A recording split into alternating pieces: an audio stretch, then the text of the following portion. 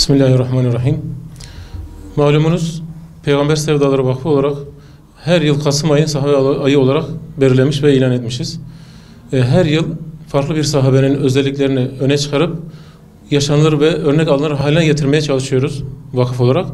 Bu yılda Ebu Ubeyde bin Cerrah'ın hayatını ön plana çıkarıp onun hayatında örnekler alma konusunda vakfımız böyle bir karar aldı.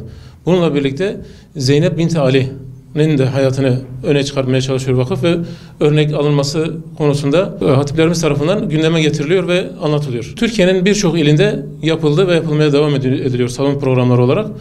Allah nasip ederse yarın yani 20 Kasım Pazar günü Urfa'da da inşallah bunu gerçekleştireceğiz. Yapacağımız programda inşallah Mehmet Göktaş Hoca misafirimiz olacak. Urfalı bütün hemşerilerimizi programa davet ediyoruz sizin aracılığınızla.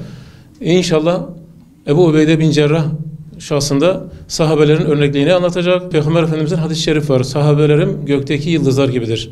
Ve biz de gökteki yıldızları yolumuzu bulmak için takip edeceğiz. Onların hayatlarını örnek alacağız.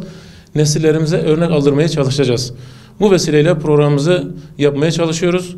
Ve her yıl inşallah Kasım ayı bu şekilde devam edecek.